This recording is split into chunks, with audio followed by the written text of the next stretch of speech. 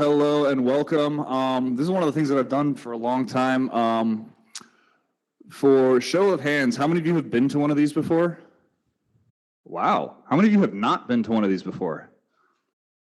Okay. Those of you in Verbella, yeah, there we go. Thanks, Ori. The people in Verbella have found their way to raise their hands. So, hello, welcome. This is VR AR Chicago, the next evolution, AWE Nite Chicago. Talk about the event here. So we've been running this event now since 2017. So I've kind of lost track of how many years it is. It's 6-something-ish at this point. So a couple things about this event series. This event series, the whole point of this event series is you, the audience, the people who are attending, to be able to essentially take whatever the next step forward that you have to take is with using immersive technology. That's the whole point. We have partnered with AWE relatively recently. The event series has been going on, as I said, for 6 years. It is free. It will always be free. The way that we run it is every month we generally pick an industry topic and we bring in experts from that industry. Tonight's a little bit different in that the industry that we're focusing on is in fact augmented and virtual reality. And so we're going to talk a little bit about some of the things that have not worked so well and what we've learned from them in the past using these technologies. A little bit of a different spin. Normally we will actually pick an industry like healthcare or architecture or manufacturing. A little bit different, but again, a couple things we want to point out about the event. Number one, it will always be free. That's something that we dedicated. We kind of guaranteed we were going to do that from the start. We've managed to keep it that way. As such, we always need help with sponsorship, with donations, anything people can do to help on that front, getting us sponsors, getting us donations to run the event. That would be useful. Most of the people that you see, in fact, everybody that you see who's helping coordinate with this event is doing it on a volunteer basis. Nobody's being paid. We've been doing it that way forever. So thanks to all of you who are volunteering and coordinating. We will keep moving on. We have a great panel of speakers this evening. I'm actually going to clean up the screen in just a moment, but we have, those are our speakers. And actually, give me a second. There we go. I'll let them introduce themselves in a few moments, but that's how this is going to work. They're basically going to come up. They're going to speak very briefly just about who they are, what their background is, and then ultimately we'll get into questions and answers more about the topic itself. So this is not an event where a lot of people pitch. They're not going to be selling you something. We don't allow that to happen on this stage. But let's talk a little bit about who's involved, because there are a lot of people that make this happen. And give me a second, I've lost my mouse. There it is. So as I mentioned earlier, we are partnered for about 6 months now with AWE. This is AWE Nite Chicago. There are a lot of AWE nights that take place all over the world, and they take place on a relatively scheduled basis. Again, we do ours every month. Some of them do it every quarter, but you can find out more about it by going to AWE website.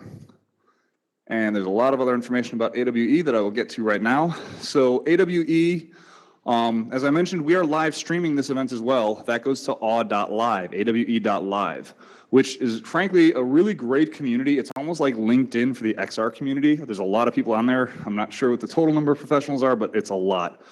Pretty much everybody who's working in this technology around the world has some connection to it. So I would definitely say if you're going to be working in the space, you should be checking out awe.live. The other things that AWE does, they do run their major events. There are 3 of them around the world every year. AWE USA takes place May 31st to June 2nd. Asia is August 30th to 31st in Singapore. I should mention the USA one is in Santa Clara, California. And EU is October 24th to 25th in Vienna.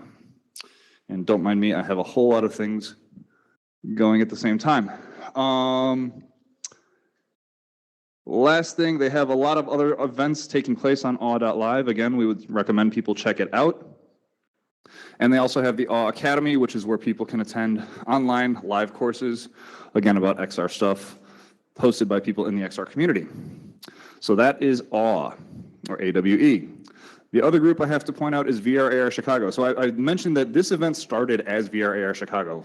That's basically how this started. The event series is now called The Next Evolution. Just before the pandemic, VR AR Chicago kind of became a little bit of a bigger organization. They were doing work at trade shows. They were hosting training sessions for folks like Magic Leap. Now what they're doing is essentially live event. Actually, I have slides on this time. Sorry, this is a brand new presentation for me. They do 3 basic things. Immersive education, things like this. They will host events. Oh, the slides. Okay, what's going on up there? Apparently, I'm not switching slides. Are you guys seeing the slides switch in Verbella, Caroline? Since I can't see you at the moment. Yes, it says the immersive education. Excellent, thank you. So a couple things that they do. Immersive, I just missed apparently in the live space all the awesome slides, so I'll get back to that. But a couple things they do. Immersive education, things like this. Host events, teach people in the community how to work with the technology. Technology consulting is another thing they do that we've worked with a couple of organizations, just teaching them how to use immersive technology to solve specific problems. We currently have an ongoing engagement with the Illinois Holocaust Museum. And event production. So one of the things that happened very early in the pandemic, we were hosting this event live. We had about 100 people scheduled to be here at 1871 on April 1st, 2020. And then on March 20th, we found out, nope, COVID. So in about 2 weeks, we actually transitioned that entire event into a virtual space. And I think we had about 80 participants on the first one in the virtual space. So a lot of things that we will do is we will help companies learn how to do hybrid event production, things like streaming, things like being able to host in a co-located space, stuff like that. And that is VR Chicago. And we could use your support, as I mentioned earlier, so donations are welcome. This is, in fact, the Next Evolution event series is, in fact, a registered 501c3 charity. So, because we are promoting education and technology growth. With that, though, we do have some other sponsors who help us out. Bundle AR there's actually nobody from Bundle AR here to speak today except for myself. So I will just say Bundle AR. Lauren. Oh, Lauren, do you want to present in Verbella? I'm going to put her on the spot right now. She doesn't even know. I was hiding over here. Give me a second here. Give me a second. Do you want me to put her camera on, or if she can? Sorry, give me a couple seconds. I'm trying to get the right thing on the screen. There we go. Camera off. So yeah, go ahead, Lauren. Can you hear me, Matt? Am I good to go? You're good. We can hear you. I think Matt can hear you too.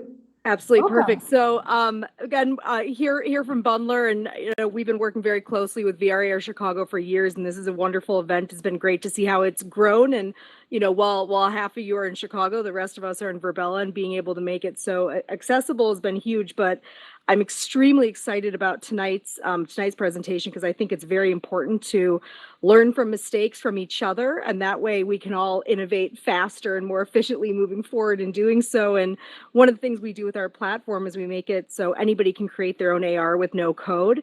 And so through that, I've been able to make lots of mistakes very quickly and learn from them. So excited to see what tonight is. Yeah, looking forward to it. Thank you. Thank you. Back to you, Matt. That's great. Thanks. It was great to point out that Lauren's actually in the space. Next one is 1871. So how many of you are, again, show of hands in the space here, how many of you have been to 1871 before this event? Everybody? Who hasn't? First time in 1871. Wow. Okay, so 1871 is Chicago's technology incubator. I want to say the last time I checked, there's about 400 companies based out of this space. Some of them 100% virtual. Some of them come in and work here as a co-working space. They do a lot of events. They promote a lot of technology. They tie in with the communities, the universities, the venture capital funds. It's a great space. If they wanted to say more about it, they could have had somebody here to do so. I'm going to move quickly. So normally they actually do have someone present, but they told me they had to leave early today. But again, 1871, it's a great community. They do actually have a full virtual campus as well. 1871 VX, which is a custom Verbella campus. And they're hosting a lot of events and programming for that, essentially the international community, because I know that they've had companies in Europe and Africa and Asia that are actually working with 1871 remote, 100% remote in their programming. Sarah, are you in the space in Verbella? Always, of course. She's here. Hi, my name is Sarah Segrist. I am the VIP of community for Verbella Open Campus, which is the instance of Verbella that we're all in today. I am essentially a community organizer, but this is a active, thriving community of people from across the globe that are interested in the future of education, the future of work, and virtual community building as well. And we're so glad to have VR Chicago, Matthew and Tom and Caroline and others as we call our users neighbors here in OC. So So proud to help host and support this efforts. And yeah, we're making mistakes and going fast. I like what Lauren said too, like figuring out how to have authentic human connections is what we're all about. So thank you. Fantastic. Thank you so much, Sarah. And I wanted to introduce myself. I'm the virtual host here at VRAR Chicago, and I have a company called 2degrees.io. My firm is a consulting practice for startup founders and organizations to grow and scale their business. And it centers around building actionable ways to engage with industry communities and companies and leaders to align market fit and grow a customer base. I'm really passionate about XR, precision medicine, cybersecurity, blockchain, and AI. And I'm really committed to building many technical and scientific communities, build sustainable Web3 future, global health equity, and empowering more women to shift the needle of equity in tech and science. Thank you. So I want to go through a few things, and I apologize that I didn't pop my camera on here, but I'm actually going to leave this up right here because I want everybody to look over to that leftmost screen. There are 3 pictures right there, and you will see the first one is that be aware that there are different screen zooms. So if you look up to the top of your screen, you should see a screen zoom box, and by hovering your mouse over it, it will allow you to actually zoom right into one of 3 screens. So right now, if you were to look up there, you could do it to your leftmost screen, and that will zoom you right in. It's easier to see slides that way. You also have a menu right at the top left. So if you click your name, and it extends out a full menu, and you see that there in the picture, you can clap and cheer and dance, and that's awfully fun to do. Don't be surprised if somebody randomly starts dancing, which is also part of the fun of this platform. And then you also want to be able to make this session dynamic. So please, there's a little raise your hand button to the bottom left. You'll see a chat section in there. You can pop a message into the public chat if you have a question. You can also raise your hand with that little hand button. And then you also have to the far left in the bottom corner is your microphone. And that's lit up for me right now green. And if you want to speak, then you can unmute yourself. And that's just a way for everybody to really be included in this space. So we ask that if you could just mute yourself when you are not speaking here in the space. You might hear a little echoing that happens sometimes as well if more than one person has their mic open. So I think that about covers it.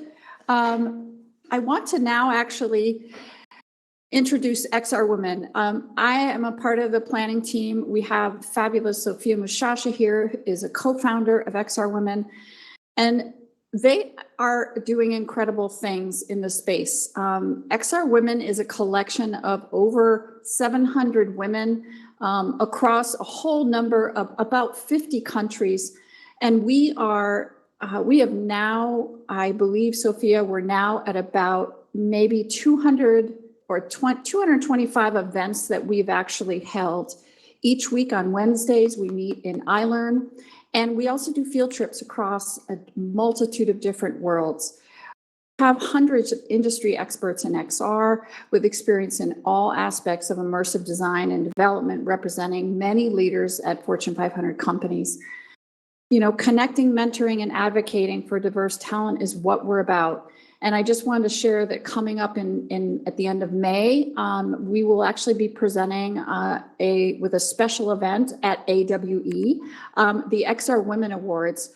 And that's really going to be an exciting way for us to celebrate the leaders in this space. So yay to XR Women. I'm really proud to be a part of that group. Yay to XR Women. I concur.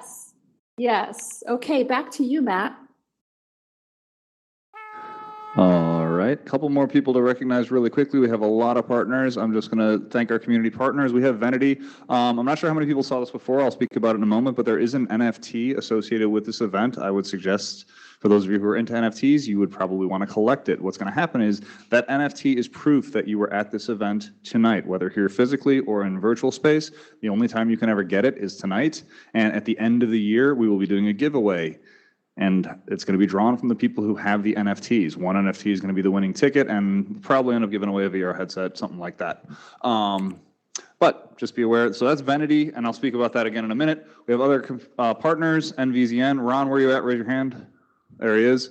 VR Motion Learning, Independent Game Developers Association of Chicago, 2112, which is Chicago's creative entrepreneur center. Where's Scott? I saw him here. There he is. Member 2112. And I think I hit everybody. If I missed them, I apologize. But with that, like I said, as I mentioned, here's your chance. If you have your phone, scan this QR code. That's how you get the NFT. I will bring it up again at the end of the event if you don't have the chance right now. But for those of you who want to do it, I'll leave it up for about 60 seconds right now. Again, this QR code will take you to a web page. You have to register there to, I think you have to register there to get the QR code or to get the NFT. I know it can share across chains and wallets and things like that, but frankly, I'm not an expert in NFTs, but I know how to collect these ones because it's pretty easy once you get the QR code. Again, I'll leave that up there for a couple more seconds for everybody to get. It will be up again at the end of the evening. And for those of you in the virtual space, you can get it too. Yes? Oh, I was just going to say, if you could pop in a link to their website, and I'll pop it in or you could send me a message and I'll pop it in the chat so people virtual space can at least save that link there if they don't get a chance. And your smartphone works too. I actually just grabbed mine. If you've got your Virbela window big enough and your phone handy, and the link would be great too. That's awesome. Thank you. Yep. If Tom's available to do so, he'll put it in the chat. If not, we'll do it later. Thank you. But with that, let's get to our actual topic here this evening, because what we are talking about is key learnings from XR failures. I'm going to attempt right now to go to the presentation. There we go. And I want to speak, sorry, give me a few seconds. I'm trying to catch up on my script here. As you can imagine, one of the things I'll just talk about really quickly, there's a lot of technology involved in actually running this event in both spaces at the same time. I'm doing text messaging with myself, Tom, Carol, just to make sure that we can keep things on track. I'm switching slides here. It's obviously taking place in the virtual space and the physical world. We're obviously transmitting on 3 different computers back and forth, plus live streaming. There's a lot of things going on all at once. And frankly, that's the kind of stuff that VR Air Chicago does. But with that, our presenters this evening, and I'm going to go to our first one who's going to be in the virtual space. So Caroline, if you would like to please introduce Ori. I shall do that. Ori, we're so pleased to have you. And welcome to Ori Ambar. Really, there are so many things about your background. I know that you will have more of a chance to share your journey, but Ori is the founder of Super Ventures, and he is also the co-founder and CEO of AWE XR. I would like for you to introduce yourself, Ori, just because I know that your background is vast. So welcome, everybody. Thank you so much for coming. Ori, take it away. If you want to pop on your camera or, that's right, your camera isn't functioning, but go ahead and take it away. Thanks so much. Thank you. It's awesome to be here. Hey, everybody. Hey, Patrick. Haven't seen you in a while. Miss you. I want to thank everybody here. Matt, fantastic opening. Looks like Nite Chicago is a pretty awesome place. And also thanks to Virbela and Caroline from XR Women. It's really an exciting event. Although, we'll probably have just a few minutes to talk about learning from failures. But yeah, just quickly about myself. Last 15 years, what I was trying to do is really help build the AR and VR ecosystem, initially as an entrepreneur, then starting AWE in 2010 with Tish, and growing it to become this kind of global community that helps run meetups in different cities and large events and classes and everything that we can do in order to help advance this industry. And also in 2016, started Super Ventures to put our money where our mouth is and invest in some early stage companies, which is a whole topic by itself. I could speak about failures for days, a lot of things that we can learn from. As an entrepreneur, how not to work with investors and how not to manage your runway and how not to be afraid to pivot. Or failures as an investor, the perils of being an activist investor. someone that invests sometimes because you fall in love with the technology and maybe blind to some red flags. So a lot of learnings there. And, you know, could also talk about how to stay away from bold predictions. I think many of us have tried to do this, and it's a futile exercise. You rarely get it right, and what's the point sometimes, right? But today, actually, I'd like to talk about failures in AR design. So we'll get to that in a few moments, but that's what I wanted to talk about today.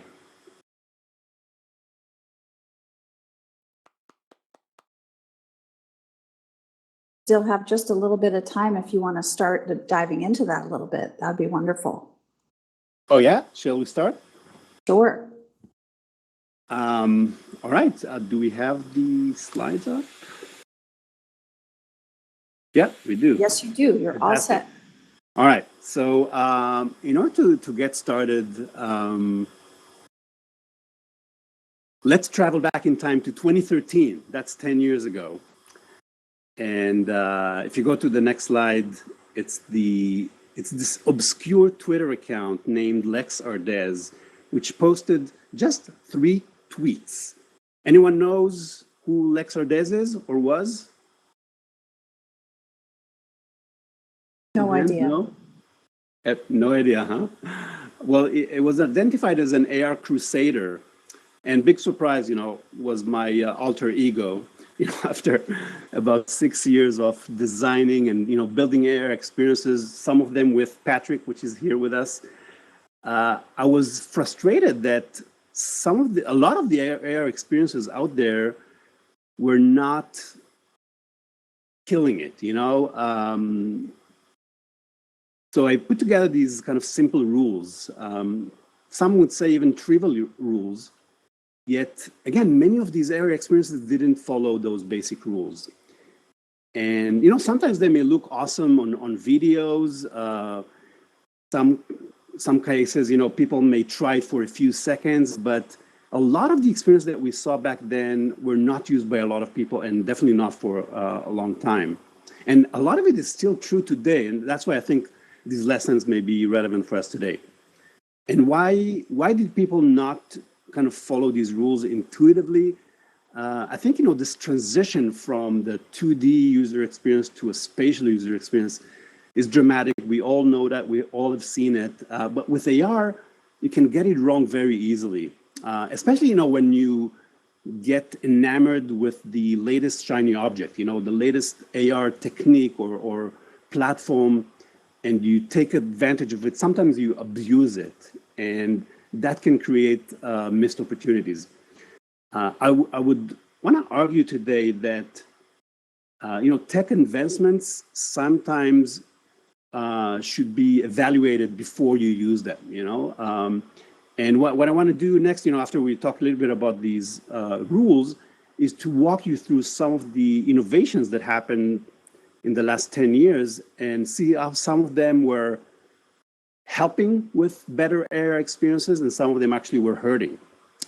But first, let's look at the tweets. Oh, I see you have it up there.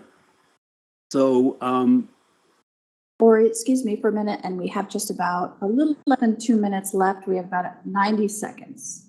Okay. Yeah, I realize it's going to be very short for this. Okay, so the rules, very simply, starting from the bottom on the screen, actually. So the first one is that AR must emerge from the real world and relate to it. Sometimes, it's obvious, but you see a lot of experiences back then and also today that are just slapping some content on the real world. And that's sometimes missing the point. The second rule is that it must not distract you from reality. In fact, the AR experience should make you more aware of what's around you, of what you're looking at. Otherwise, if it's completely taking you away from your current presence, then you should maybe use VR for that experience. And finally, AR interactions must be superior to any alternative that you have. Or in other words, if you can do something on a PC or on a mobile device or in VR, do it there. Don't force AR into that experience. And I think the best AR experiences are those that you can only do in AR and not in any other way. And that's where AR really shines. So let's look quickly at the next slide with the some of the innovations. So how much time do I have? Minus a minute? About 25 seconds. All right, so maybe we use it for the panel discussion or some other time. But here you can see some of the major innovations in AR since 2009, and you can see that some of them really helped create a whole new thing that was not possible before. But sometimes people abused it and were kind of not following those rules. And again, I think if you look at, let's look at the last slide here, which is really the conclusion. And the conclusion is that always helpful to know your history. Look back at some of the experiences from back in 2009 and 10 and 11 and 12, where a lot of things that we can learn from. And try to follow the 3 rules. Really simple, but it's insightful once you start using it as a litmus test. And again, maybe the biggest point here is that we should not abuse the latest tech. You have all of a sudden this LiDAR-based AR. Does it really improve the experience always, or maybe can it create a point where it's so easy to create an experience that you're really losing the audience?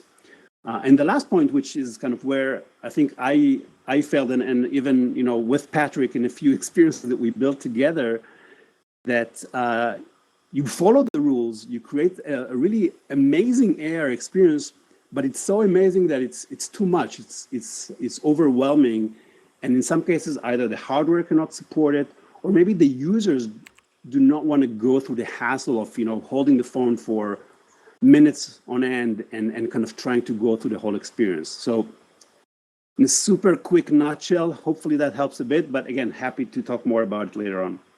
That's awesome. Thank you so much, Ori.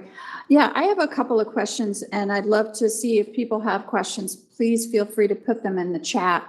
I guess I have a question around what were some of the assumptions that you had about how things have progressed in AR that you were surprised by? Maybe it's the adoption, maybe it's the complexity of those experiences. And as you said, that they can fall short if you're not following those best practices. But I'm curious about where was that a couple years ago? And I only say a couple because things have moved so quickly. Curious about that. Yeah, a lot of big changes happened. If you can imagine, Patrick and I created some AR experiences where before you had AR on mobile phones. So you had to use a webcam on a computer. That was the time where people would print and then point this paper to the webcam and see an AR experience, like trying to peek around the page to see what's going on. So, but then, mobile AR happened on the iPhone initially, and then Android phones, and with something called NFT, the other NFT, natural feature tracking, which all of a sudden allowed to use any image as your tracking image instead of an ugly code. And that was incredible. That was really the first time that you could follow the first rule, which is create an animation, create an experience that emanates from that initial image, whether it's on a package of a product or a poster or magazines and things like that actually you don't have to print, right? So that was a huge one. But then you had something like Orasma, if somebody remembers, from 2012, where it was super easy to place a video on any image in AR and kind of run that video. And people were just posting random videos on any image that did not relate to it. And that was so easy and so bad at the same time. I think later on, if we jump forward to 2015 with face filters, which Snap introduced, I think that was an amazing piece of technology, and that's obviously what made AR to take off, because we're all used to pointing cameras to our faces. It's relatively easy to augment your face And when the selfie generation, it was just a huge success. Yeah, yeah. Well, that's great. But I think we'll keep it there. Yeah, no, thank you so much. And we will have a combined Q&A after the speakers go again. So thank you, Ori. So appreciate that. And Matt, did you want to announce a little bit of a switch in order here? Yeah, so as things always happen in live events, we have one speaker who has to move very quickly. So we're going to literally jump to who was going to be our last speaker right now. So apologies now, as you're going to see me advance through the entire presentation very quickly to get to Maya. But if you want to introduce Maya while I'm doing that, go ahead. Sure. Maya, please join us up here at the stage. Maya Georgieva has had such an incredible career, and I'm thrilled to have her here today. She's the Senior Director of Quantum Innovation Hubs and X Reality Center at the New School in New York City. She is a consultant, a keynote speaker. She's involved with countless different platforms and projects. And really, we're so thrilled to have you, Maya. Please do share some more about your background, and we'd love to hear your thoughts about failures and things we're learning. So welcome, everybody. Thank you so much, Maya. Thank you. And thank you for making sort of these arrangements. As I will be speaking, I do a lot of things, but I also have really the privilege to work with the next generation, I think, of storytellers, designers, and really technologists in this field. I am leading the Innovation Center at the New School and Parsons School of Design, with our XR lab being actually the founding lab in 2017. So we've been around, and you can advance the slides. And I'm going now to just make sure that everybody understands, because I have to return to the next generation shortly. And even forward. And so we are based in New York City. Parsons School of Design is the #1 design school in the country. And, we've been exploring the intersection between design in just architecture, fashion, and really even, sort of ethics in the context of XR, MR, and VR. For the last couple of years, we kind of serve as a hub for innovation in our space, in looking at those emerging technologies, and really thinking about both in the context of immersive learning, both as well as in the context of design and just really human-computer interaction experience in the context of research and partnerships. Our students thrive on actually getting to meet industry partners and obviously actually join them in various opportunities. So it's an amazing opportunity to work with them. So you can advance next. And the other reason, these are some of you may be familiar with the school and some of you may not, but yes, we also have Parsons Paris in addition to that, but very much in the context of fashion, as one would have imagined. Go forward, please. What you see here is me as an avatar just as the pandemic hit in, and it doesn't translate necessarily on the flat screen. And next to me, these are the projects that students are creating, and so that's really the most important part, is to get them to build, create, and really be passionate and interested in doing work in the industry.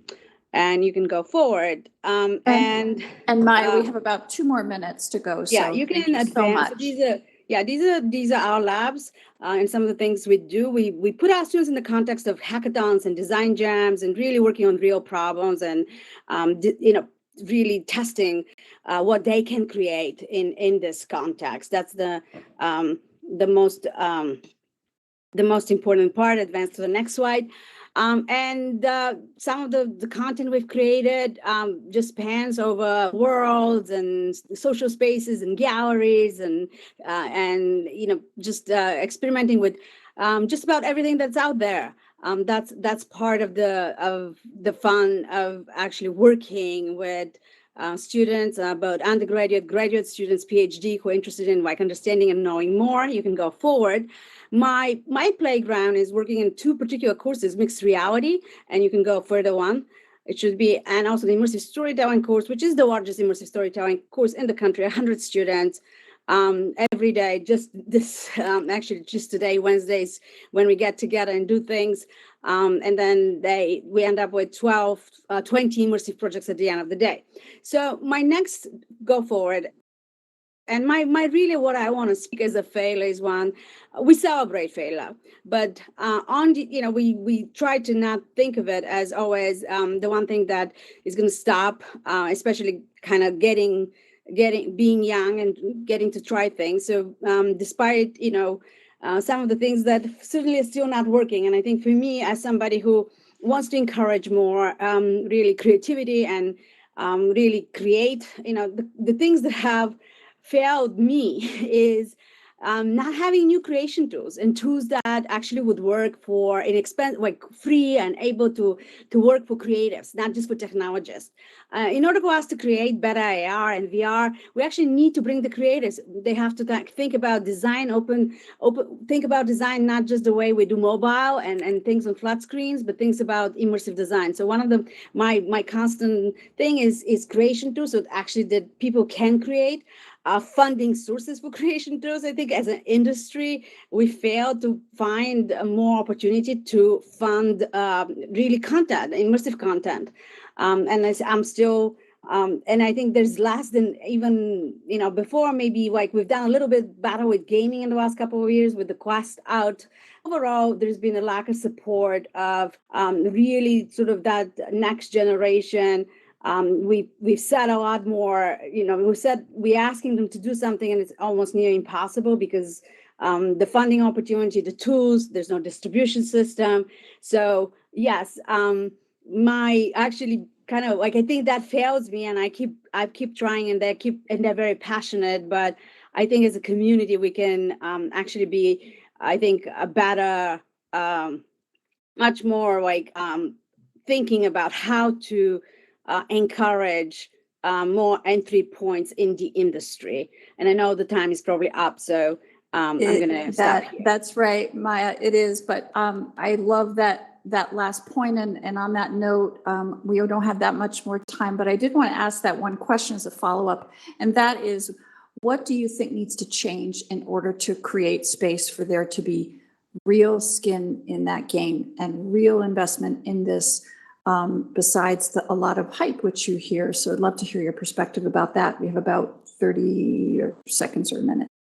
I mean, I think the distribution system is fairly, like we have like, two channels, several app store. And so for the content to be shared, it's really still quite painful, actually, in terms of just sharing content and free, being able to share content the way we share on other forums and apps stores. So I think for me, the distribution system would serve us better, but even more so tools that are more visual and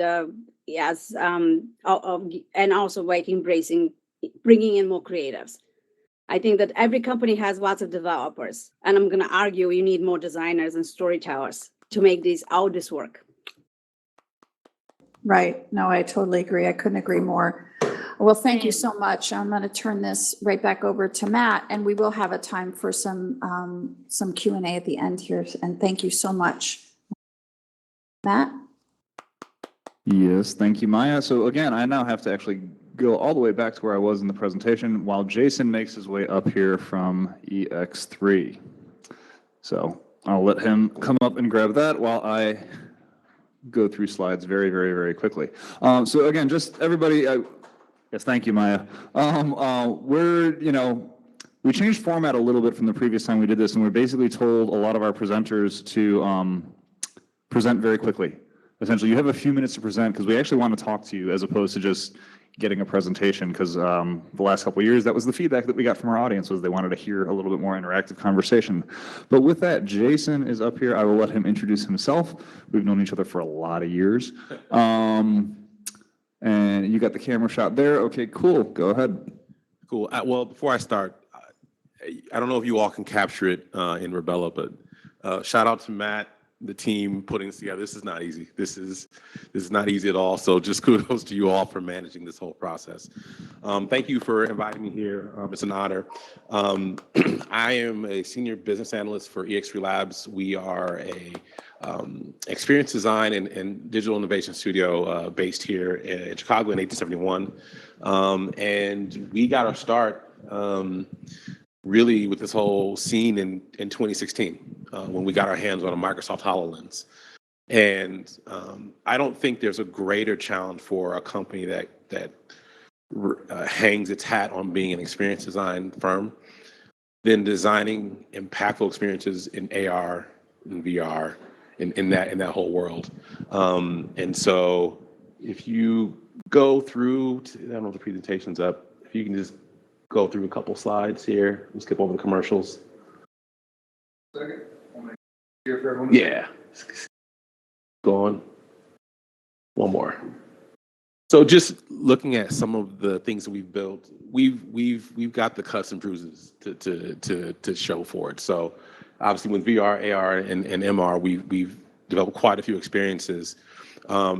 What I will say from just a challenges perspective, it's been, everything from, trying to solve, having massive file sizes, trying to solve compatibility of different software systems, building things that with 7, 8 different, systems, when one thing is updated, how do you then have to go back and manage keeping the whole thing afloat and working?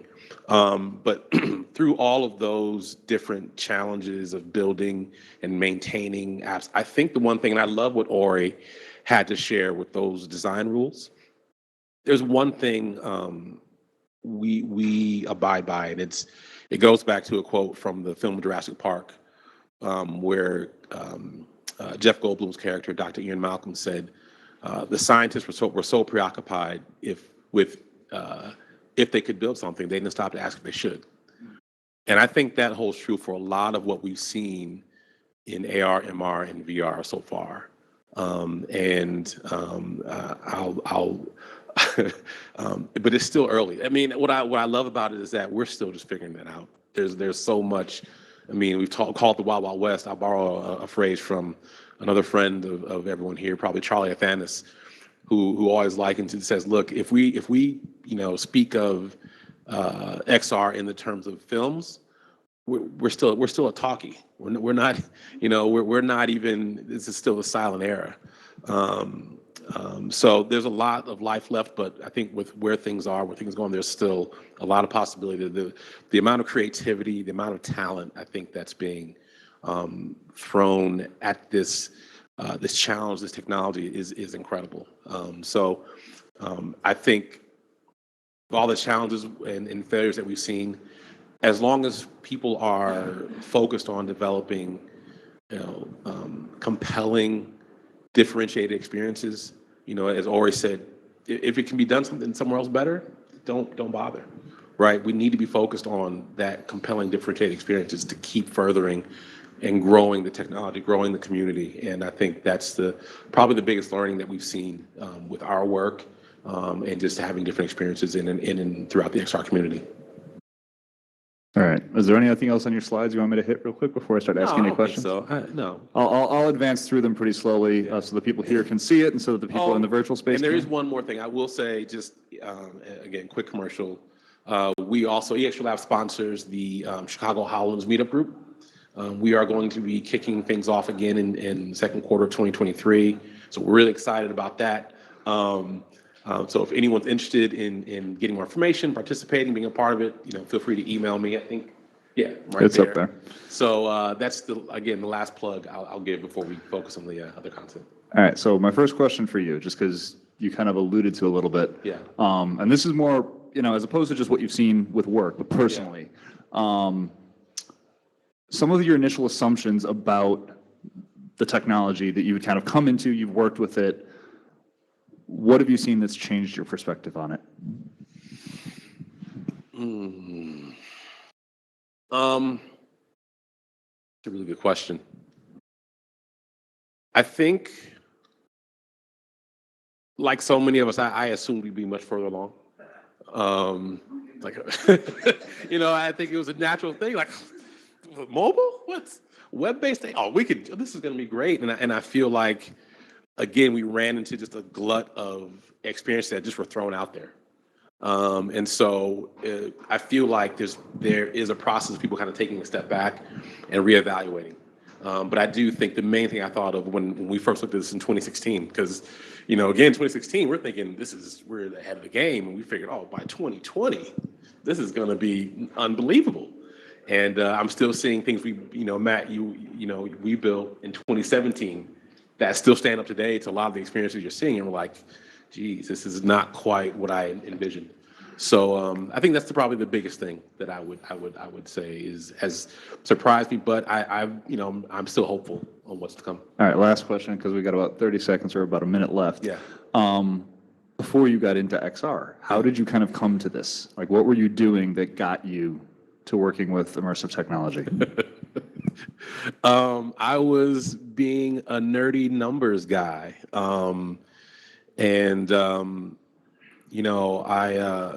When I saw the power the technology had to, like I said, from us, when we think about experiences, to provide experiences that could, bring out emotions in people that you just couldn't see through any other type of medium, I said, this is incredible.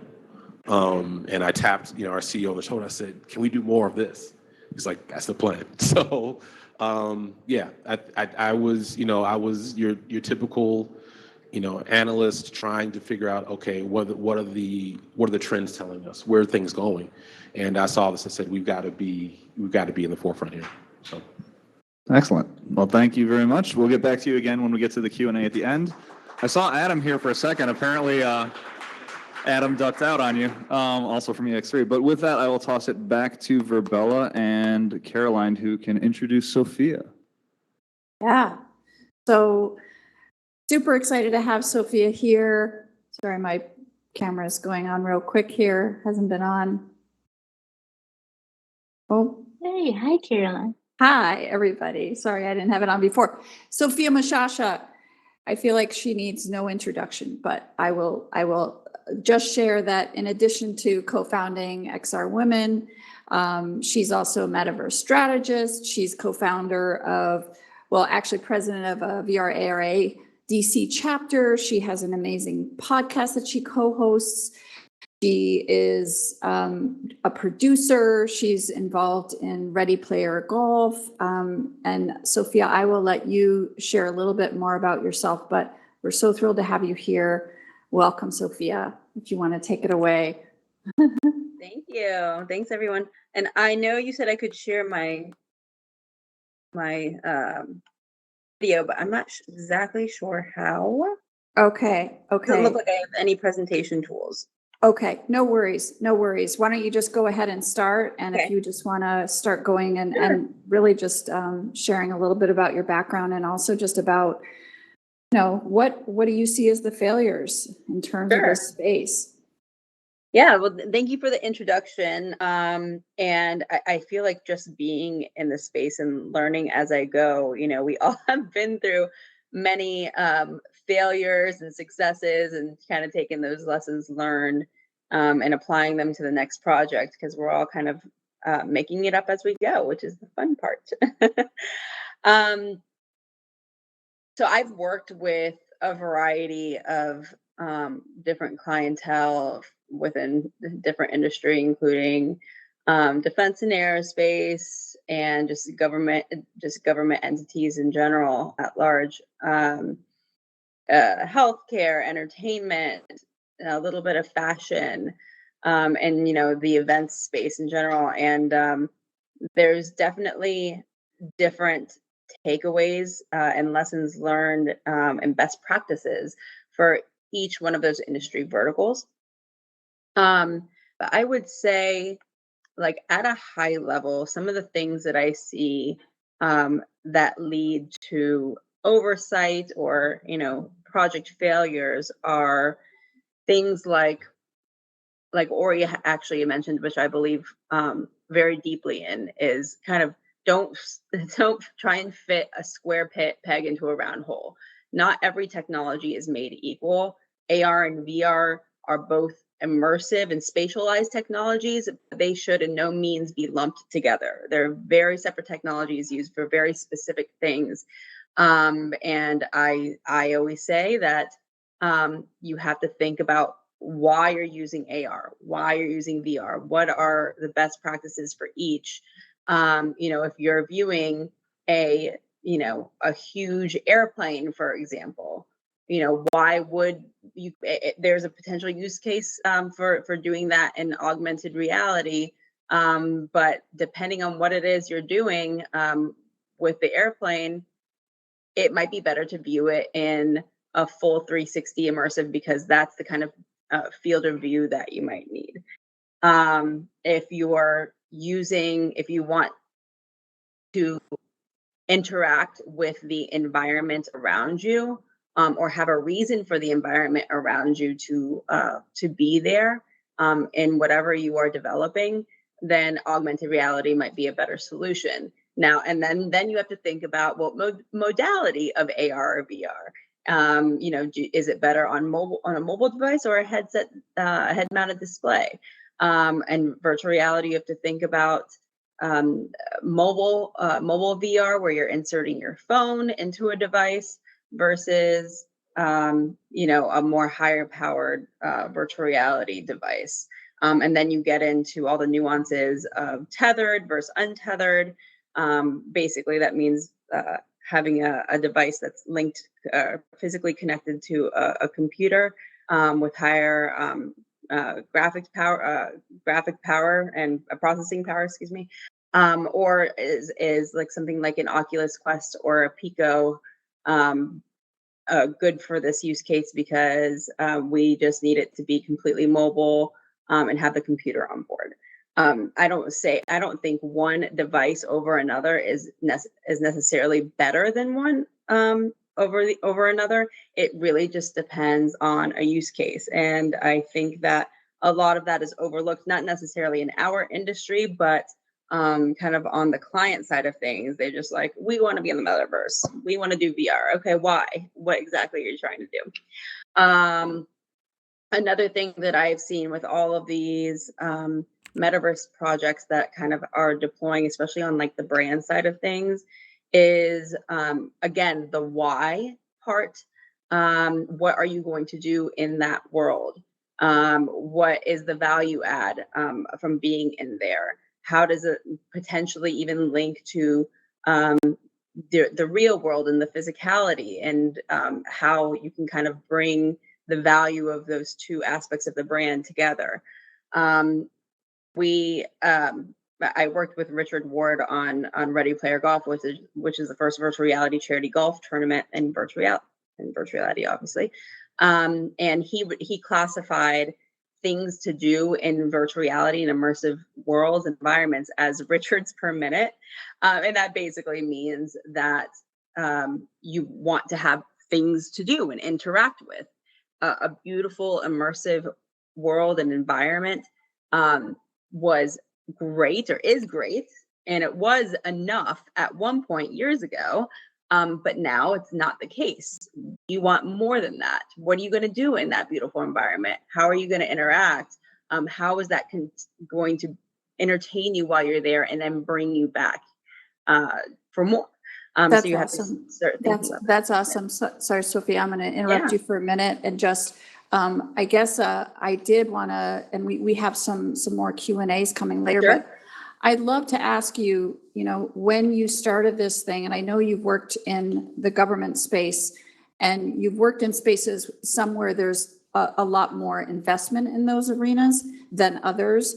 Is there something that you wish you would have known at the beginning that you now say, gosh, I wish I would have knew X or Y, and how that it would have informed how you went through it in your professional journey?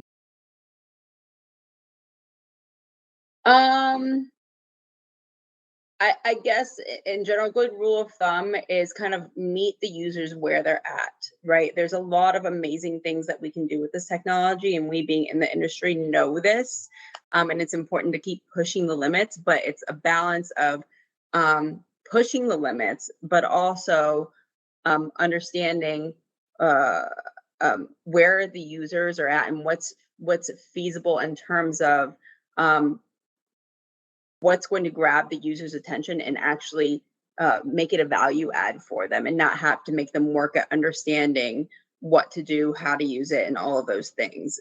So even the baby steps can be very huge and a big success. In fact, probably sometimes even more than these more like kind of crazier one-off, like far-fetched type of projects, right?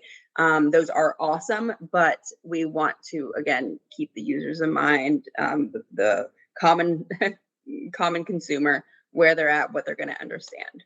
No, I really appreciate that. And that's great feedback too, especially given what Ari had said about, doing things that make sense, and these baby steps. And like we heard before, we wanted to be further along than we are. So yeah, no, that's awesome. Thank you so much, Sophia. We'll have a shared Q&A at the end, and I'll turn it back to you, Matt. All right. As again, I'll apologize to everyone in the audience. It seems like we're rushing through our speakers through. The main thing is because we want to rush them a little bit on the individuals so we can get to the larger context of the failures and what's been learned from them. So we'll get through that. But up next, we have Patrick O'Shaughnessy, who is our last presenter here in person. I'm going to turn the lights on in the room here. I'm going to switch my screen over so everybody can see presentation. There we go. And that way you guys should be able to see him on camera. Go ahead, Patrick. Hello. Okay. Yeah. Thanks for having me. Yeah, I will say, Matt, we never tried when we were just doing AR meetup to do a VR thing with a streaming, with an in-person, and it's all pretty. It looks pretty frictionless, but you did great. You're doing great. So I am the founder of Patched Reality. We are a software development AR and VR bespoke studio. So we help companies that want to develop AR or VR applications or experiences, be that a startup or an R&D department at a large company, or a brand that wants to do an ad campaign. We've done the full gamut. You can go to the next slide. Keep going. These are just some of the obligatory client splash. But yeah, we built things for the web, we built things for mobile. And when we're not developing things for clients, we scratch itches when by developing our own IP. But basically, usually when we see a new technology, or we just build something just for the fun of it, just for us. We've done things for when Apple first put LiDAR on the phone, we thought, oh geez, we want to use that. So we created an epic marble game where you can roll a marble around the world. And we created, when there was a technology that let you mesh the world, we created a little virtual rabbit that could jump on the chairs and you could tell it what to do, go hide behind a pillar. And more recently, we've been exploring Web3 with our own NFT project that allows you to create pixel art and see it in AR as an NFT. And eventually, it's called Art School Fight Club. So that's Patched Reality in a nutshell. And I guess in terms, when I was thinking about this, I mean, this is such a broad topic. I kind of distill it in my mind in terms of failure. First of all, what do we usually mean by failure in this industry or in any endeavor? And I think it's really a failure. Usually what we mean is adoption or usage, like who's using this and why are they using it? Why are they not using it? And then I think a primary reason that I always come back to in my mind is friction, the word friction. Because, Ori mentioned, like, the first project that I ever did in AR was with Ori, and you printed out you had these black and white sheets of paper that you had to hold up to a webcam. So the friction there obviously was, you need to go find the piece of paper, to find the thing you need to print. You need to print it. You need to have a webcam. One project I did, this was not with Ori, we actually, to solve the friction of the webcam problem, we actually shipped a box. It was a campaign for Cisco. We shipped a webcam with the markers that you needed to experience the AR. And so I think you just have to, a lot of it is just, a lot of the friction just is because the technology is usually not ready. But also there are things you can think about to remove that friction. So like, we went from markers to like Ori said, well, with natural feature, now the markers are out in the world, you just have to go find them. But you have to load an app onto your phone. So the friction is you need to go load an app to have the experience. So the web AR can sometimes potentially remove some of that friction and also remove the marker. So you have you can just experience the AR in the world as it is, similar to what I said with like LiDAR technology. So I think that's part of it. I think, oh, sorry, you went to the next slide. So this slide is really about specifically the failure for all of us to now be like, who here is wearing an AR headset right now? Raise your hand. Nobody. Oh, geez, damn it.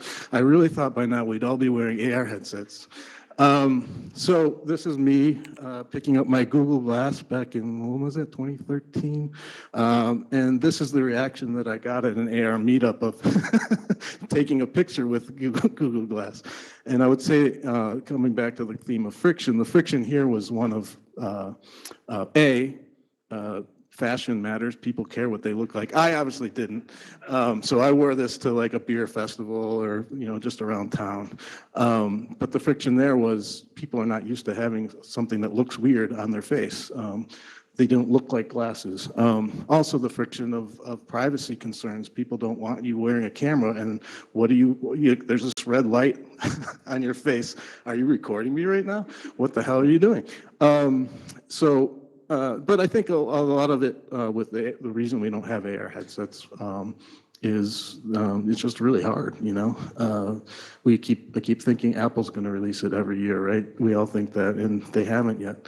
HoloLens was probably the first AR headset where I felt like it was actually experiencing AR.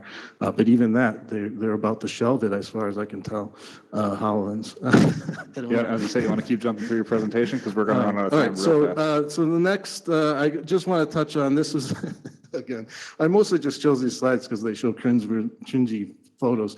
But this was my actual business card back in 2007. Was it 2000? Yeah, I was working at a startup doing virtual worlds. And the friction, of course, with virtual worlds is we're asking people to embody an avatar, and people don't really think about embodying an avatar on a day-to-day basis. And I think, and obviously that comes back to today's Metaverse discussion. It was like, oh my gosh, it's virtual worlds all over again. I think this time we may have a little bit of hope. There's a glimmer of hope because I know I have children now, and their first social interactions have happened in 3D worlds, in Minecraft and things like that. So maybe it's a generational thing. Eventually, the adoption will come. So anyway, yeah. So I was actually I'm going to interrupt you and I'm going to throw that question at you because you kind of touched on it. Do you think it's a generational thing of that? Like, okay, so there was this friction 18 years ago. Frightening to think of that. I know, right? There was this friction 18 years ago of people embodying an avatar. Yeah. But now almost anybody, or I won't say almost anybody, a lot of people, grew up playing video games, grew up embodying avatars. And so, that's just something that they've naturally done, both just themselves in video games, but also, in social interactions. Apparently that jumped the slide somehow. No, that's fine. But the point there is, do you think that friction is now going to go away because of that? I don't know if it necessarily will. It's hard to say. I think, I always come down to, which is why I've always been a little more enamored of AR than VR, and I keep waiting for these glasses, is because I'm talking to you, you're standing there. VR, like a virtual world, is not that. It's I have an avatar that's looking at an avatar, and I'm puppeteering it. So, obviously you can have a situation where you have a VR headset and you are looking first person, and they may solve some of that friction. But then you're closing out the world. So I don't know. I mean, again, I look to my children. They spend a lot of time in these 3D worlds, so it might seem natural to them to continue doing that in a business context, for instance. So I'm going to throw another question at you now. I'm going to push on this topic a little bit. So we all during the pandemic. I imagine most of you were show of hands used to being on Zoom cameras for multiple hours a day. Mm-hmm. Yes? Okay. How many of you tried an actual avatar environment for meetings so that you were interacting with somebody but not necessarily directly on camera? Nobody? None? I see one. Yeah. One sort of. Yeah. You? No. Anyone in Verbella? Yep, we got I a see couple Ori and I see here. I mean, Caroline other raising Yep, hands and right now. Trisha as well, yep.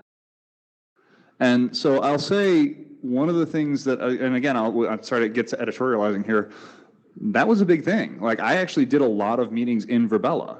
Okay. And if there's one thing it solved, Zoom fatigue, which is basically I know I'm on camera, so I'm aware of my own presence the whole time.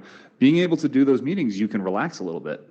Yeah. You still have a presence there. You're still almost interacting with somebody. It's kind of weird, but you were relaxed. Last question for you, and then we're going to get to the whole group and really start talking about the failures and dig in on that topic, which is, and this is the fun one. What's that? What did you want to be when you grew up, when you were a kid? When I was a kid? That's hard to, well, I mean, honestly, if a kid counts as being in college, I wanted to work in VR. I mean, honestly. But before that, I had an Apple II, so I knew I wanted to be involved with computers in some way. So this, yeah, basically this is what I want to be in. All right, Jason, come on back up here. I want to be in 1871 talking to all of you fine folks. So we're going to get into the big Q&A at this point, and there's going to be a lot of topics that we want to hit, so I'm going to jump through all the slides real fast. The way this works, just so you guys are all aware, we have a lot of topics to talk about. I don't know, I mean, we'll get to audience questions. Normally, this is very much getting to audience questions. I'm going to hand this microphone to Ben so that he can show people in the audience. Caroline, again, I'm watching you on the screen, so if you raise your hand, Caroline, I know that there is a question in Verbella. Sounds good. But the main thing we want to talk about is, okay, I'm going to throw the one topic out there. Patrick touched on it a little bit. I'm going to give every speaker here about 30 seconds just to speak on it because we know this is a big, frankly, the most well-known, most public, I will say, XR failure as a consumer technology, Google Glass. And I'm going to start with Patrick just because you already started. Yeah, I mean, I talked about the privacy concerns, but there was more to it. You know, I think if you're going to ask people to put a device on their face that makes them look goofy or it has privacy concerns, there has to be utility, and the utility just wasn't enough for a consumer device. I mean, I know that they've had some success in the enterprise. I just think it wasn't a good fit. I mean, I remember when I used Google Glass, the most utility I thought it had was when I tried using it for directions. It was great at heads-up directions, like you could see where it was going. I can't see. 4 seconds. So yeah, I think the learning there was there just wasn't enough utility to overcome the privacy and other concerns. All right, Ori, I'm giving you your shot to talk on Google Glass.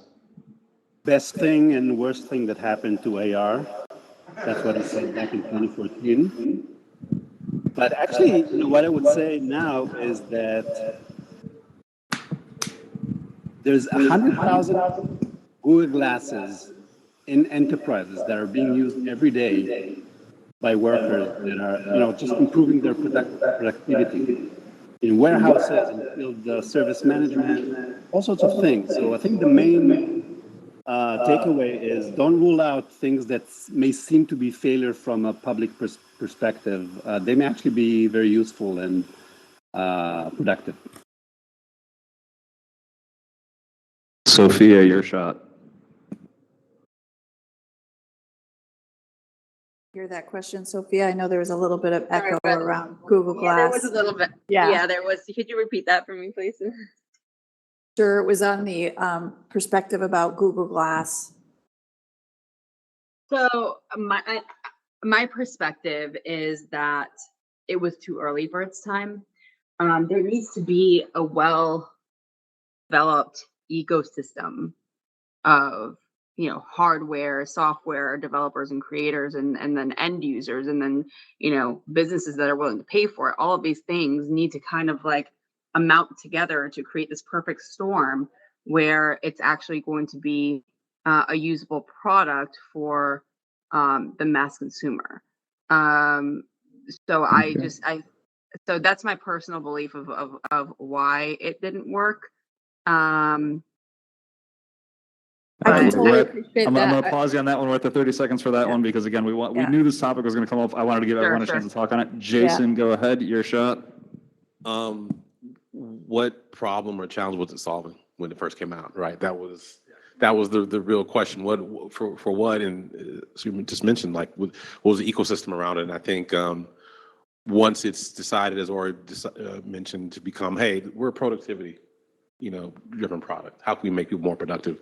I think it's finding its niche, and I think again, asking those questions is you got to start there. I'm going to go with, I'm kind of impressed there were actually 4 very different topics there. Like that was 4 very different answers about the same technology. Sorry, kind of impressed on that one, actually. Okay, so other questions. Again, if you have a Yes. question, raise your hand. We have So one we in, can see. we have one in Verbilla, actually, Matt. Go for it. Good. Okay, I'm gonna let Trisha. Trisha, do you want to speak out your question? Sure, thank you. I've been in this space for quite some time, working in the entertainment industry, and now I'm a full-time artist.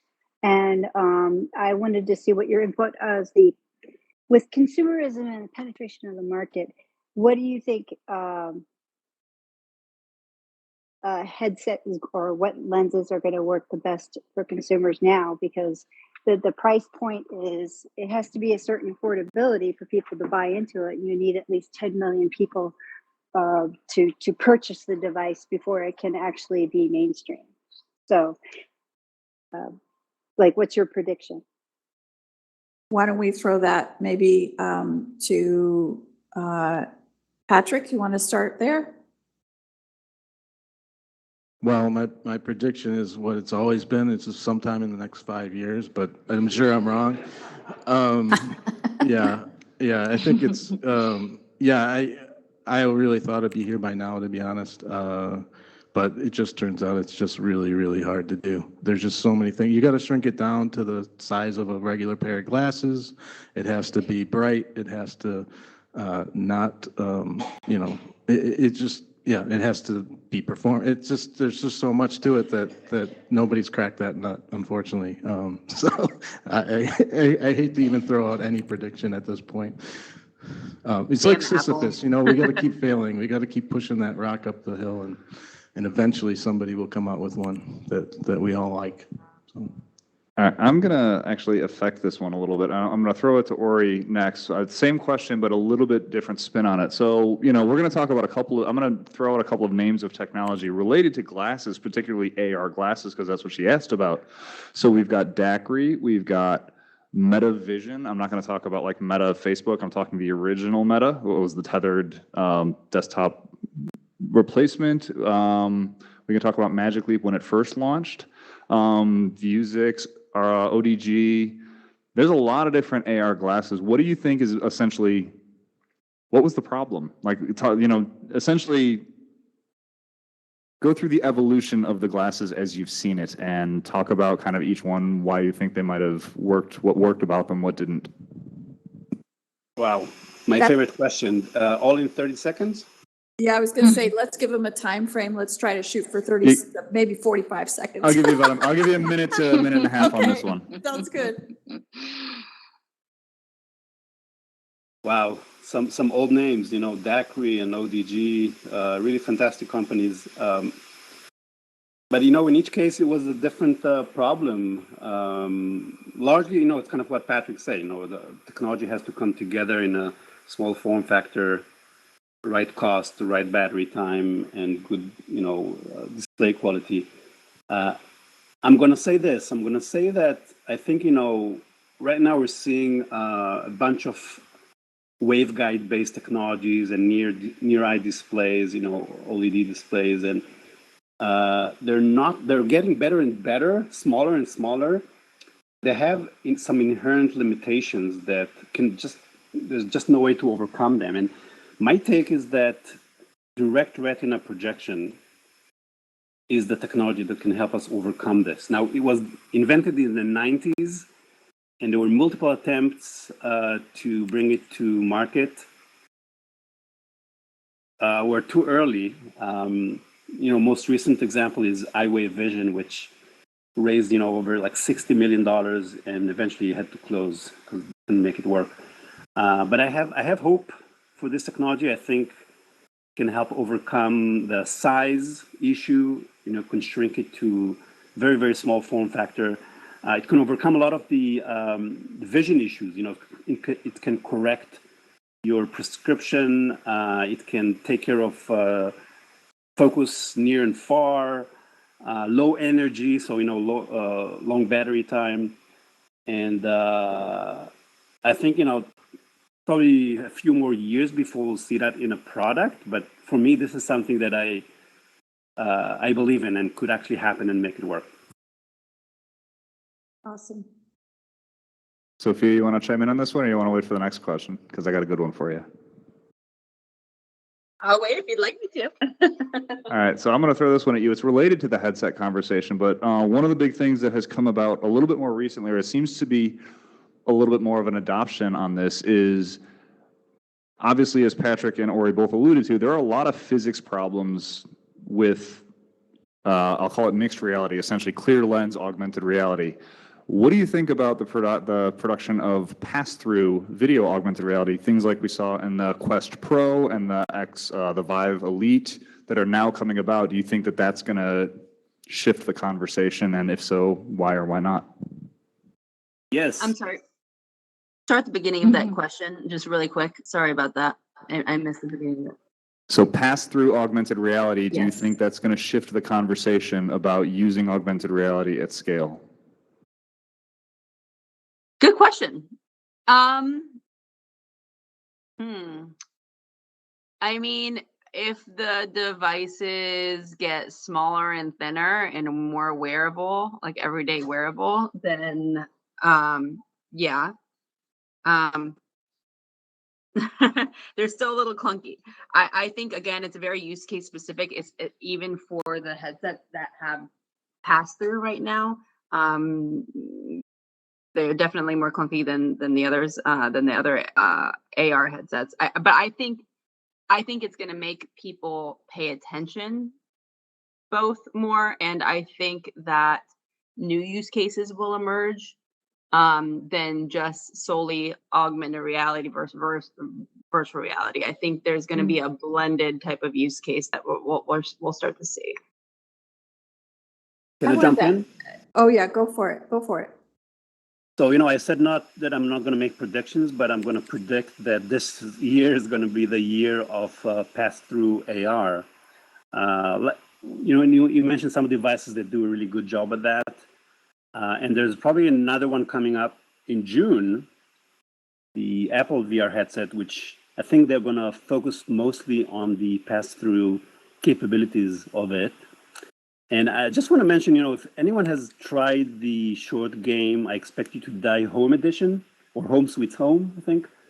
Did anyone try it? No. No. So you should. I mean, it's So kind I've got a bunch of starts as nodding VR heads here also. starts as a VR experience, but then it becomes an AR experience, and so well done. It's by Shell Games. They always do a fantastic job. And yeah, so I'm still wearing kind of my Meta Quest headset or the Pro, so pretty big and heavy, but AR part of it was so good that once you see these kind of experiences where, you almost can't distinguish between things in the game and your actual room, that's when you get AR. And that's, I think, was what's going to drive a lot of the kind of new and interesting experiences, and hopefully also the devices that can do pure AR. All right, so Jason, just because you guys have so much experience with HoloLens, I'm going to kind of ask you to speak specifically about that product, both versions of it, and kind of what you see as, again, the pluses, the minuses, how it's worked, how it hasn't. So I think with, for those, I loved you ran through the history of the various glass types. But I feel like with the HoloLens was the first one that really felt like it was okay. I get this. This is it. And the two they made improvements. In some ways clunkier than one. but obviously, powerful. Trying to be. Let me throw this conversationally at you. Sorry, I got to wait for the microphone to turn on so Bella can hear me. I'm going to throw this one conversationally at you. I have this theory about the HoloLens, and I want to hear your thought on it, which is the fact that Microsoft released it just because, at the time, again, we had the ODG, we had the Vuzix, we had some other glasses coming out there, but the HoloLens had a 2-hour battery life, had functional pass-through augmented reality, required no extra controllers. You could interact with your hands. It was wireless. It had an operating system with AI assistant on board. All of this stuff. My thought is that they released that not knowing that it was not perfect, knowing that it was not even a great experience, frankly, but it raised the bar so much on anybody else that was going to release AR glasses of if you're not wireless, onboard operating system, 2-hour battery life, decent graphics, you're not even in the same ballpark. And that's kind of the thought I had, but I'm curious what you think. I agree, and I don't know if we talked about this before. I think they may have even rushed getting the 2 out, just based off of what they thought Magic Leap was going to do when it hit. And I think they rushed it a bit, and they shortly after that they said, "Look, we're not going after the consumer market. There is going to be a productivity device." But I don't think you're far off with that. But it did. All right. So new topic for you guys all. I'm going to let this one run. I'm just going to let this topic go for about 7-8 minutes and let you guys just choose who talks and how much you talk. But I'm going to throw one word out there and let you guys go. Metaverse. I like the word. For those of you in Verbella who didn't catch that, there was literally like an audible laugh in the physical space here. Right, we did hear it. It's just, there's so many things people could say about it. And maybe, Sophia, do you want to start? I mean, the one quick thing I'll say is that, love it or hate it, that word, and particularly, when Meta rebranded, they popularized the terminology and the terminology surrounding that whole space and ecosystem, and it popularized it and got people thinking about it and got people wanting to know more. So if that in itself is all it did, then that's enough to make up the word. I want to follow. I'm going to steal something that I heard at AWE from Avi Barziv, one of the most genius people in the AR space, and he said when Facebook changed their name to Meta, it was like when somebody licks the cookie. They wanted to rebrand so that everyone thought of them as the Metaverse company, and honestly, I don't know that it worked, but I don't know. I just thought that was really exactly what they did. They licked the cookie. I want to make sure that in this space, also that when we're talking about Metaverse, we're also talking a little bit about making it open, those who believe that it should be an open space and not to become a bunch of fiefdoms, which we're seeing as well. So I'd love for anybody to pipe in on their perspectives about the open idea of the Metaverse. And I'm just gonna do a quick plug, and when you say open, I immediately think of the web, and so I think that's definitely where everything is heading, and where true interoperability will lie. And you spoke about Avi, and he's definitely doing a lot of awesome things with the XR Guild. This Sunday we're hosting something called the Polly's Web XR Awards, where we are celebrating the openness and interoperability of the web. So I encourage you to look it up, check it out, and come hang out in one of our virtual worlds watch parties.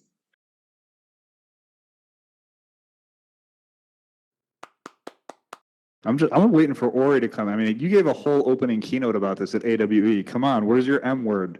You guys hear what Apple's SVP of marketing said about the metaverse? No. Said a word we will never use. We're wearing it out right now. Yeah, but for me, it's kind of the same comment as I made about Google Glass. Best thing and worst thing that happened to AR and VR. Mm. Right. Right.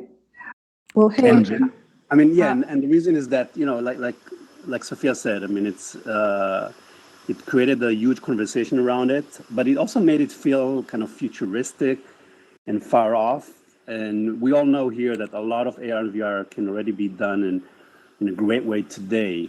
And once people looked at what Facebook did, with Horizon and all that stuff, and they realized, okay, it's crap, it's never going to happen, let's move on to something else. And that's where it was really not contributing to our cause. On another topic, I just want to make sure that we get questions on this side answered. And I know that Tony, who's joining us for the first time, had a question really around hand tracking. Tony, do you want to share your question to the group? Your audio is working okay? If not, I can just read out the question. If you mean me, Tony, I don't have a question. If there's another Tony, then I think it's I'm sorry, it wasn't you, Tony, it was John.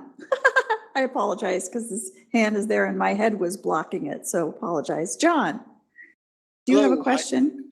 Yeah, just I hate to, I'm fairly new to this area. I don't want to throw a landmine, a hand grenade. That's okay. We welcome everyone. I ultimately see the idea, as much as there's a lot of hype around metaverses, I'm curious to know about integration between basically mixed reality and metaverse. Well, two things. One about connecting virtual worlds, connecting metaverses that ultimately seems where things have to go. Be able to hop between them, and then also though bringing metaverse, basically bridging between metaverse and sort of what would you call it, reality. I don't know what efforts have gone into either the bridging, one question, or then integrating metaverses into, I guess it would be sort of a mixed reality space. I don't know if that makes sense. It does 100%. Do you want to try to have somebody take that on your side, Matt? We can also bring it back to Sophia and Ori. So I was actually trying to solve a little technical problem. Apologies for those of you That's okay. who are not seeing our speakers right now. The computer that is transmitting the cameras into the room seems to be frozen. But Jason, I'm throwing you under the bus on that one.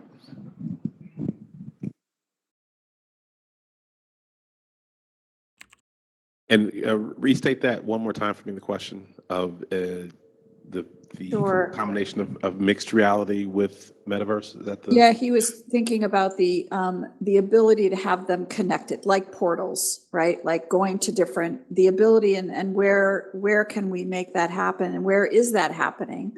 And there is a lot of that happening, of metaverses connecting. But then another part of his question was about really the integration of the technologies. And that's a broad question, I know, but I think it really speaks to what is happening in that space. And there is a lot happening. Yeah, the connecting of those two worlds has been a hot topic, some things people have been in pursuit of. I'll be honest, I'm not too familiar with kind of where things have transitioned to, and from some of the earlier conversations there. But as we look through, we talked about some of the pass-through technology and some of the things that are combining those two, the VR MR worlds, and who absolutely, why not? I don't know from a timeline perspective, like what we're looking at on that horizon. But yeah, it's something that the joining of those two is I don't say kind of the holy grail, but it's definitely one of those things that people have talked about for a long time of how we can successfully merge those two scenarios of MR, VR, and especially now with the metaverse. Yeah, I mean, just anecdote. It's interesting. One of the first things that made me think about that combining of the two, like the metaverse and the real world, was a game that somebody may have played. It was a while ago, called Shadow Cities, and I thought that was one of the first incarnations of that really got me thinking that, because it was this game where it happened on the map. And the metaverse part of it was pretty simple. You were just this glowy sphere which represented your wizard, but you could like jump into Central Park in New York with other wizards, and the people that were actually in it also had GPS, so the people that were playing the game in New York could interact with the people in the game that were just sitting in their house in Chicago or wherever. And I think that's where eventually we need to get. Potentially, in terms of combining those two concepts because imagine you want to go to a conference, so you can't go there physically, but you want to be able to interact with the other people in the space. I think where that comes again is going to be, you have to have the glasses, because in order for me to see you as here physically present, I'm going to need something more substantial than maybe like a little video window in my on my laptop while I'm walking around. Like it doesn't work. But I don't know. Yeah, I don't know what developments have been. I think the problem is the standards, right? And we talked about the web. Like there has to be a layer that we all agree on, and I think it has to come from web technologies. But yeah, I don't even know. Yeah, I haven't been. It's a mixing of technologies, and actually, I'm going to throw this one. So there's a question that came in from all.live from Francis Wong, and I'll throw this to Ori first, actually, just because his platform. But touching on what you just said, is the technology in certain cases a double-edged sword? Essentially, if you're using technology to produce a product that the user may or may not find useful or acceptable, and I know we've talked about this, like what's the purpose? But will that strategy ultimately hurt the people who are implementing the technology in the long run? In terms of, I guess, credibility or capability, or just, pushing on things that they've kind of been told to adopt, but maybe it's not ready or there's not a great use for it. So kind of is there a little bit of a double-edged sword in pushing the limits on the technology in a way that maybe it's not ready to be pushed? I'm going to throw that one to Ori, just because, again, you've been around for a really long time and seen a lot of different evolutions of this.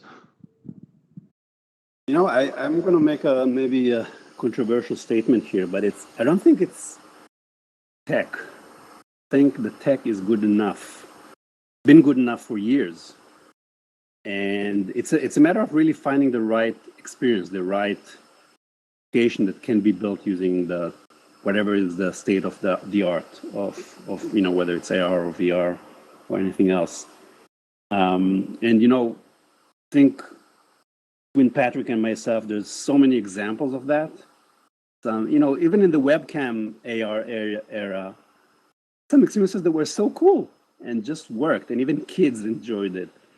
And then later on, with the best LiDAR, with iPhone 13 Pro, but still create some crappy experiences sometimes, right? So it's not the tech. It's really how you understand the limitations of the tech and use things like, game mechanics to overcome some of these challenges and create an experience that is great for the current state of technology.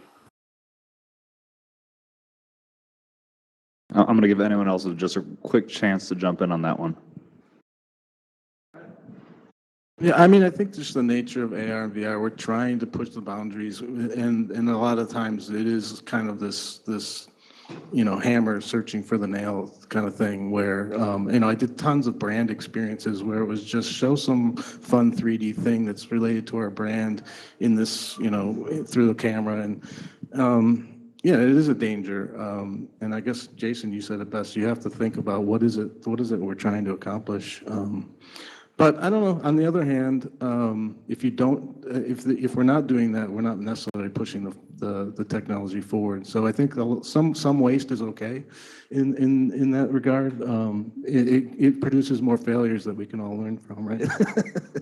So failing forward. Hey, Matt, it looks like we just lost your video from there. Oh, Yeah, Tom's restarting that computer. okay, got it. Well, in that minute, can I have just one more question on this side? Sarah, you had a question I know a while ago that you wanted to ask, if you're real quick. We're just, we need Yeah. to start wrapping up here soon. Thanks. Sure. It's just kind of a general one on the themes that have been talked about, but this point of friction for kind of bringing more of the majority, right? Where I am personally an innovator, and I work a lot with the early adopters, and we all have kind of the chasm that we leap here to get the masses in, and that's where that access inequality happens. But there's definitely friction there. So I'm curious for the audience, how much of that friction you perceive as like a psychological thing, like as if we didn't all imagine we'd have computers in our pockets a while back, or we went from telegram to landline phones, and there's tons of historical things we can look at that it's more of a psychological societal shift versus a technological point of friction. So that's the question. Do you feel it's more psychological and societal in terms of the friction that we face, or is it more technological? Who wants to take that question? Start. Yeah. I think it's a little bit of both. I think that's a good question. I think it's a little bit of both. I think that I've met people who have maybe tried the earlier days, like Google Cardboard or something like that, or the Go, the Oculus Go, or have never tried it at all and think they know what it is, or like have no idea and they're not interested, or they tried the earlier version of it and wasn't a good experience. And so to get them back in the headset or a headset for the first time is it is definitely tough. But I find once you get people in the headset, they just have these aha moments, which are super magical. I think that also in terms of like mass consumer adoption, like we're seeing a lot of VR and AR being used like within the enterprise in these siloed instances. So like there are a lot of projects out there. We just, a lot of people don't know about them. They're not publicized as much. Yeah. But in terms of mass consumer adoption, I just think that we need to get to a place where where this technology is making our life better or easier or more enjoyable in some way beyond gaming, because beyond the people that are in this industry using it day in and day out, or for a very specific purpose, or people that are gamers, there's no incentive for the general like Gen Pop to use these devices on a daily basis. Right. So we definitely need to get to a place where there's that like killer app type of moment. Yep, I agree. That's a good spot. Thank you so much, Sophia, and thank you, Sarah. And I'm going to turn it back to you, Matt. It's sounds like it's a good time for our closing remarks. Looked like Jason wanted to jump in on that. No, one. I was just going to say. Go ahead. Sorry. No, I just going to say, Sarah, I love that question. Like I had not even thought of it in those terms, but how many of us have been to these events and people have demos set up and you say, hey, come try this headset, and someone's there that's like, I don't know. And it's not a societal thing, because they're in an environment where everyone is an enthusiast or curious, and it's just because I think there's still a place, everyone's, friction point is different, but there's still a place where some of this still looks a little bit too intimidating. We've talked about the form factor, all those things. So I just love that, again, from a UX and human-centered design perspective, I love that question. So thank you for sharing that. Thank you. Yeah, I just think, when you're thinking about just on an individual project basis, or when you're thinking about you just try to remove as much friction as possible. Get somebody don't try and anything that you can think of to remove a step. People not only want to feel comfortable, but they also have short attention spans now. So you just have to, you have to make it as dead simple. We talked a lot about failures, but I want bring up like a success. Look at Snapchat, like what they decided, like the camera is where everyone uses a camera. We're going to make the camera the lens of the world, and you're going to augment your face. You're going to augment the world. And there's no friction there. You just turn on the camera, you know how to use a camera, and you augment stuff. Now every use case can't be Snapchat, but they cracked that, so anyway, that's my soapbox. All right. Great point. So I'm going to so this is what we're going to, I can see we're trying to get the video screen back up, but In Verbella. Sorry, they lost the camera feed from the live room in Verbella for a second. But this is our, we always give our panelists basically 30 seconds kind of final statement. So here's the final question and the final statement from you guys each, and I'll call you out in order. Basically, if you had to pick one thing that is the biggest failure, XR failure that you could come up with really quick, and more importantly, what is the biggest thing we've learned from it? So I'll give you guys a couple seconds to think about that, and I'm going to call you out in order. So yeah, you guys got 30 seconds. What do you think? What is the biggest failure, and what is the biggest learning from said failure? In everything, whether it's hardware, whether it's software, whether it's use case, whether it's brand, anything that you've seen. I personally thought it was hilarious when, I'll throw mine out there, Sports Illustrated swimsuit issue in 2017, I think it was, or 2018, was Augmented supposedly, except for the fact that me with the frankly brand new top of the line phone, it didn't work. Like, it just didn't work. I think they supposedly had 7 things that were augmented in that magazine. I got maybe 2 of them to work. Oh, wow. And it's just one of those things of, okay, like, I'm in this space, I'm working on the tech, I've got a great phone, and it didn't work. How is that speaking to the industry for everybody else who's not in the space, who's not an enthusiast, who's trying it? And I was going to say, I know New York Times came up previously in an earlier conversation we were having when we were approaching this topic. Similar things. Some of the New York Times stuff didn't work. And that, the key learning I would say from that is, if you're going to release something, especially something that's supposed to make a big splash publicly and be very visible, test it and make sure it works. That's it. That's mine. Jeez. Go. And I'm going to put a 30-second timer on this, Matt, so you'll hear Go a for little it. chiming. I think this is a hard question, but I guess I'd probably have to look to Magic Leap, like their first headset. I mean, that's just the most anticipated, the most money, like when they first came on the scene, but they were so overhyped. Like, it kind of, like, people in the industry, I think we all knew that it was kind of already set up to be a failure before it ultimately failed, because they just spent so much. And why they failed, I mean, just so many reasons, I guess, but I think they tried to, they overhyped the technology, what it could do, didn't deliver on it, and ultimately blew through all their money and their investors' money. So that's the one that kind of comes to mind for me in terms Yet they of. created a phase 2. What's that? They created a version 2 still. I know. Now they're on to version 2. Maybe that one will be accessed, but their first version, I think, was an epic failure. And Sophia, you jumped in there. You're next. Okay. And just a quick note, I don't think the device itself was a failure. Again, I think it was who they're figuring out who the audience was and who their clients would be and their users would be in the whole marketing approach and there. So I think that it's a good device, but yeah, it was a huge failure for other reasons. I had a client that they were it was a I think it was a tennis ball client. And they originally came to us saying they wanted VR, and they were dead set on having the user be the ball that was being volleyed back and forth. And so again, another like key lesson learned, not necessarily from that, but from other things that may cause motion sickness, is we try not to move the user unless you give them some control over their movement. And I think that will help with avoiding that motion sickness. All right, Jason. Well, Patrick stole mine. It's okay. Magic Leap, I was completely like, this is it. This is what we've been waiting for. But I would probably just say is the experiences. I think there's been way too many experiences that have just missed the mark for me, across the board, regardless of the device type. And so, it's a broken record, but going back to, the why is this worth it? Whatever we're building,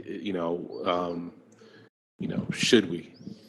And so that'll just be the biggest learning I think we have going forward, creating compelling reduced friction, because you can't reduce friction, remove it altogether, but reducing the friction with compelling experiences is going to be the biggest learning. All right, Ori, the last word. All right. I would say that the biggest failure is for me and I think for many people in the industry, not realizing how hard XR is. And it always takes more time than you expect. When I founded my first AR game startup in 2009, or even earlier than that, we got a lot of money thrown at us from investors, and we thought, in a couple of years, everyone will use AR, and that was obviously wrong back then, and we blew through the money, and then it was acquired by Apple, and Apple took them another 3 years before they actually started using that technology, making it available to the market. So it just takes a long time. It's hard. It's hard because of the hardware and the software and the psychological thing that was mentioned before. It's a whole new paradigm. We literally are adding another dimension to computing, and it takes time for people to get it. All right, thank you very much. Caroline, any last thoughts? No, just there's been so many things people have touched on, but the things that resonate with me is just exactly what Ori said, but also just we've seen this happen in other industries. I've been in the security industry for I don't know how many years, and also going through and experiencing blockchain projects, NFT projects, and I just think, like everyone is saying, it's difficult, and we get burned a little bit about past failures, even when people don't realize that there have been new improvements. Like they just hold on to these things that were failures a while ago, and their minds get closed. So I still think we've got a lot of work to do, but hey, I think we're all here, and this is worth the fight. It's worth it, all of it. That's a great point. Every step has been a stepping stone along on the way. It's a great point, Caroline. So I'm gonna throw one last thing out there, and again, this will be fun because I'm actually gonna quote Ori here, and something that he said on AWE stage several months, or I don't know if it was last year or the one prior, but basically, there's an awareness issue. There are things that people have seen in videos or seen on computer screens that they think is available today, and in reality, it's 5-10 years out, maybe, if it's CGI. And there are things that people think are 5 to 10 years away that are literally available in our pockets today. And so there's an awareness issue that I think, frankly, for a lot of us in the space, we need to get out of our own way a little bit. And, I know we keep our heads down a lot, and we develop and we focus on the tech and we focus on the use cases, and we really do need to get a little bit better at just letting people know what is capable, how it can solve problems, what it can do. I know we were having a great conversation in the back of the room about we need to not talk about the technology so much as talk about the solutions that it actually enables, and the fact that you can get massive ROI from very small investments that are just, again, an incremental step, a baby step, but it's something that can have a huge impact. And I think that's something that, I know, in my experience, has not been well communicated, that little things can have a huge impact. But with that, thank you to our panelists. Thank you to everyone who's helped volunteer, coordinate the event. Our co-host, Caroline in the Space, Verbella, our sponsors.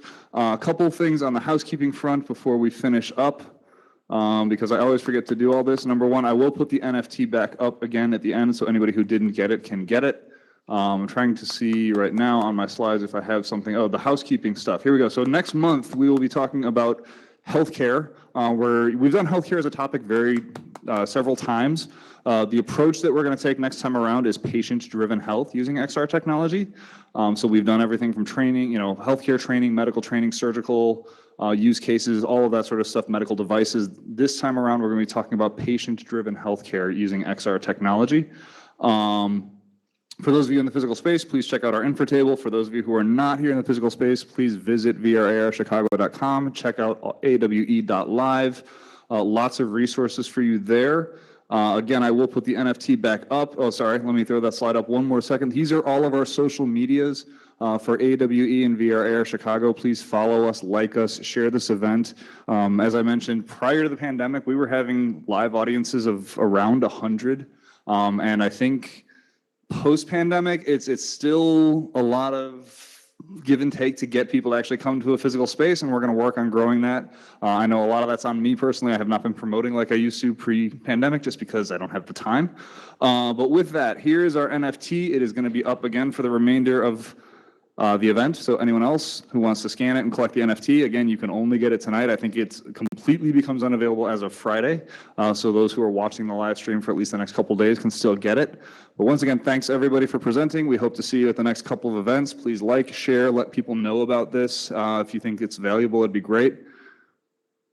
There's Caroline coming on cam. So is you going to say one more thing, Caroline? Just thanks, everybody. It's so great to do this. And I love the pass-through that we're doing right now. So have a great night. All the folks in person, all the folks here in Virbela, feel free to stick around if you want to chat with anybody else here. But thanks so much. Thanks, Matt. Thank you. And I'm going to, so what I'm going to do is I'm going to, the Virbela feed, I'm going to actually mute it in the room so we won't be able to talk to them anymore. We're going to work in the future on having kind of a station set up where people can interact with folks in Virbela if we want to. We couldn't get that done tonight. It takes another computer, takes a computer screen, didn't have time to do it. But in the future, we're going to work on having that live as part of the networking. But for those of you who are here physically, we still have snacks. We still have demonstrations. We have lots of people to talk to. We're not kicked out of this space. The networking here in a lot of cases is the value. We've had, I know people who have met at this event have actually started companies out of it. We've had people get jobs. We've had a lot of that stuff happening. So please take some time, meet the other people here, get your questions answered that you didn't get answered during the panel discussion. And thanks again. See you all next month. Goodbye, Virbela people. Bye, everybody. See you at AWE. Take care. Bye. Thanks, everyone. That was a great talk. Yeah, definitely. Thanks for sticking with us. It was a little bit of a juggle. Hey, we're walking the walk here, aren't we? We're doing it. We're doing it with making Hi, rockets Tom. out of cardboard boxes. So. Trish, I'll catch up with you soon. Okay. Bye. Take care. Thanks, everybody. Thanks, everybody. Bye, Thanks, Carolyn. Carolyn. Bye. Thanks, Tori. Thanks. Bye. Bye.